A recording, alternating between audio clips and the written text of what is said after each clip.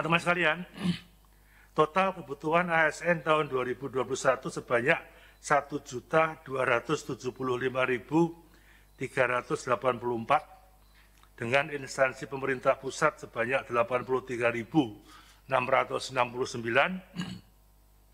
dan instansi pemerintah daerah sebanyak 1.191.718. Ini termasuk guru P3K sebanyak 2.616,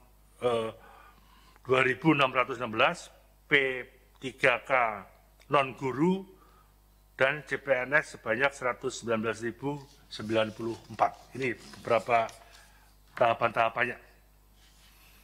Kemudian total kebutuhan ASN 2021 yang tadi kami sampaikan sebanyak 1.275.384 formasi. Nanti Pak Teguh akan sedikit menjelaskan dengan detail mengenai alokasi penetapan kebutuhan tahun 2021 pada pemerintah pusat yang menyangkut dosen, dokter, peralatan komputer, penyuluh-penyuluh, dan sebagainya, Berikutnya, jabatan dengan alokasi penetapan kebutuhan terbanyak tahun 2021 bagi pemerintah kabupaten kota adalah jabatan guru. Guru kelas, guru panja sorkes, guru BK, guru TIK, dan guru seni budaya. Kemudian jabatan tenaga kesehatan meliputi perawat, bidan, dokter, apoteker, peranata laboratorium kesehatan. Kemudian jabatan teknis meliputi penyuluh pertanian, auditor, pengelola pengadaan, barang dan jasa, dan pengelola keuangan, verifikator keuangan. Secara prinsip arahan Bapak Presiden memang lebih banyak kita fokuskan menerima pegawai yang bisa langsung terjun ke lapangan dan mengurangi penerimaan pegawai administrasi yang hanya duduk di belakang meja. Ini saya kira sudah kita koordinasikan dengan beberapa lembaga instansi seperti Kementerian Pertanian, seperti BKKBN, dan lain-lain sebagainya. Kemudian penetapan sekolah kedinasan tahun 2021 itu meliputi Politeknik Keuangan Negara, Institut Pemerintahan Dalam Negeri, Sekolah Tinggi Intelijen Negara, Politeknik Cyber dan Sandi Negara, Politeknik Statistika, Poltekip dan Poltekim, ada sebanyak 600 formasi, 20 sekolah kedinasan Kementerian Perhubungan, Sekolah Tinggi Meteorologi, Klimatologi, dan Geofisika. Kemudian seleksi sekolah kedinasan dilakukan pada tanggal 9 April tahun 2021 hingga tanggal 30 April tahun 2021. Pendaftaran dilakukan melalui sistem seleksi calon ASN yang dilaksanakan oleh BKN. Dan pada tahun ini Kementerian PAN-RB bersama BKN masih belum menentukan lokasi seleksi nanti yang akan diadakan, tapi pada intinya seleksi dilakukan dengan menggunakan computer assisted test yang dikoordinasikan oleh BKN. Seleksi ini dilakukan di kantor pusat BKN, Kanrek, dan UPT BKN, dan lokasi mandiri yang diselenggarakan oleh sekolah kedinasan.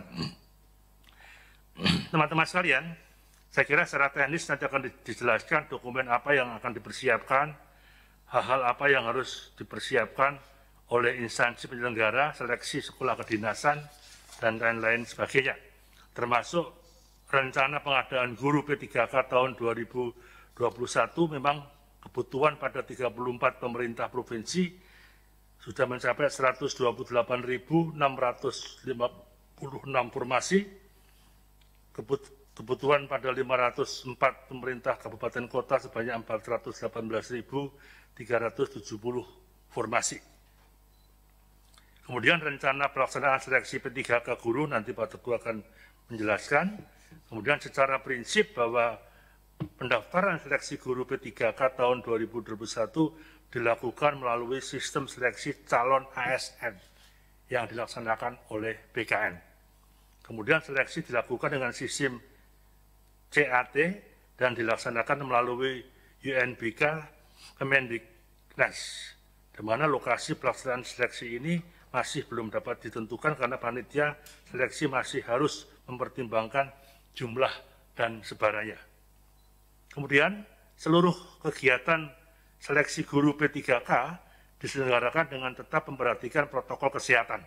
Ini prinsip berpedoman pada keputusan Menteri Kesehatan nomor HK 0107/Menkes/2020 tentang protokol kesehatan bagi masyarakat di tempat dan fasilitas umum dalam rangka pencegahan dan pengendalian coronavirus disease yang ada.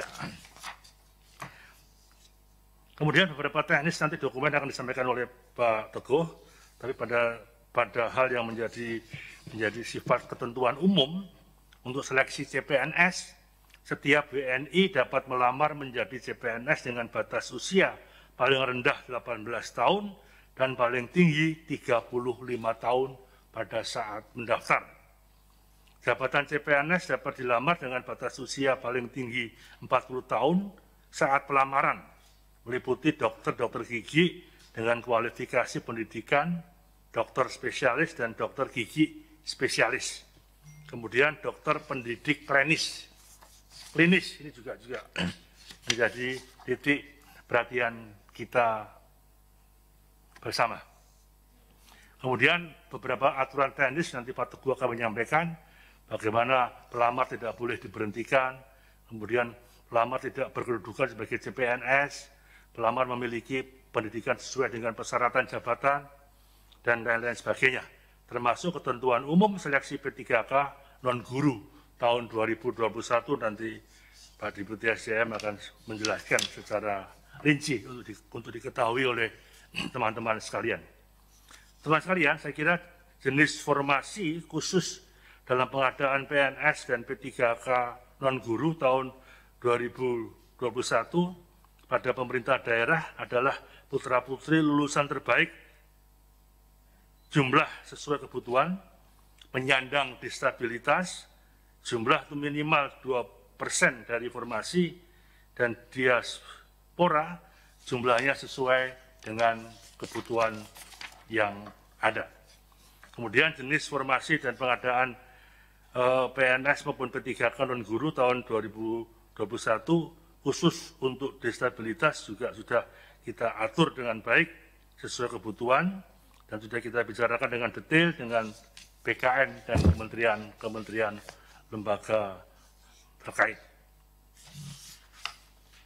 Teman-teman sekalian, saya kira berbagai jenis-jenis formasi nanti akan dijelaskan oleh Pak Sigit secara umum, dan data detailnya mungkin akan bisa kita share lewat WA dan bisa diikuti oleh dari WA Group Kemenpan RB.